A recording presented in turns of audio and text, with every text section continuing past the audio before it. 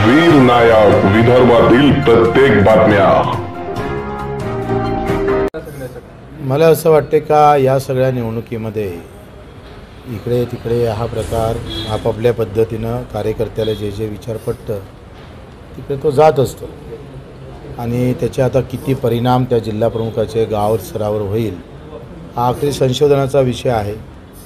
आणि दोन्ही उमेदवार म्हणजे आंबेडकरजी ज्या पद्धतीनं फिरत आहे किंवा गावागावात मी काही पाहिलं काही गटतट निर्माण होण्याचा प्रयत्न सगळ्या उमेदवाराकडून होत आहे, तर त्याचा फटका काही ना काही तर बळवंत वानखेडेला पडणार, बळवंताचाही आंबेडकरला पडणार। की जनतेमध्ये संभ्रम निर्माण करणारी जी अवस्था इथं निर्माण केली आहे ती जाणून बुजून केलेली आहे आणि त्याचा फटका जाणीवपूर्वक बळवंत वानखेडेच्या उमेदवारीला पळावं याच्यासाठी काही राजकीय लोकांनी जो प्रयत्न केला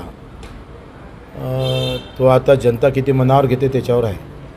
विदर्भातही भाजपला फटका बसत आहे आणि ओव्हरऑल भारतात सुद्धा भाजप आणि भाजपच्या आघाडीचा फटका बसताना दिसत आहे, काय सांगा? चंद्रपूर असेल, नागपूरमध्ये मला असं वाटतंय का झालेलं मतदान हे कोणासाठी प्लस आहे कोणासाठी मायनस आहे याचं काही आपण संशोधन करू शकत नाही।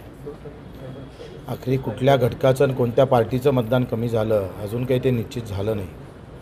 त्याच्यानं आपल्याला असं नाही म्हणता येईल का कमी झालं मतदान म्हणजे BJPच्या माथी पडन किंवा काँग्रेस तिथं निवडून येईल असं काही आपल्याला अनुमान काढता येणार नाही। पण मतदान कमी झालं याचा अर्थ उत्साह कमी आहे लोकांमध्ये, उमेदवाराप्रती असणाऱ्या भावना ज्या आहेत त्या कमी आहे हे म्हणता येईल का। लोक एखादा उमेदवार असला तर मोठ्या ताकदीनं बाहेर निघतात आणि मतदान करतात, तर उमेदवाराप्रती आणि पक्षाप्रतीच्या भावना लोकांमध्ये लोकमानसामध्ये कमी होत आहे हे स्पष्ट दिसत आहे। देताना कार्यकर्त्यांना विश्वासात घेतलं नसल्याचंही कुठेतरी बोललं जात आहे। मला असं वाटते का कार्यकर्ता लोकसभेच्या निवडणुकीतला काही फार मोठा घटक विषय नसतं। कुठं काँग्रेसला विश्वासात घेऊन बळवंताची उमेदवारी झाली, कुठं रवी राणा नवनीत राणाची उमेदवारी कार्यकर्त्याचे विचाराविरोधात जाऊनच उमेदवारी झाल्या ना। त्याच्यानं कार्यकर्ता लोकसभेमध्ये निवडणुकीमध्ये संपलेला आहे। पक्षाला हे माहीत आहे का झेंडा कार्यकर्त्याला पकडाच लागते आणि त्याच्यामुळं जी अरेरावी जे पक्ष नेत्यांची असतं त्याचं भोगावं लागतं परिणाम, ते आता दिसत आहे तुम्हाला। पहिल्या टप्प्याचं जे मतदान झालं हो, काल देवेंद्र फडणवीस आले होते, त्यांनी सर्व मित्रपक्षांचं नाव घेतलं दर्यापूरच्या सभेत, परंतु तुमच्या प्रहार पक्षाचं नाव घेतलं नाही। एकीकडे तुम्ही महायुतीला कुठे आता बेदखल केलं जाते, प्रहारला कसं पाहता? वाटते देवेंद्रजीचं मी आभारच मानतो, त्यांनी आमचं नाव घेतलं असतं अधिक संभ्रम निर्माण झाला असता आणि याचा अर्थ ते आमच्या बाजूनच आहे। त्यांनी नाव घेतलं नाही याचा अर्थ ते आमच्या बाजूनं आहे असं स्पष्ट आहे। त्याच्यानं ते आमच्यासाठी जमेचीच बाजू आहे। हो, सोशल मीडियावर तोच प्रश्न होता पहिले।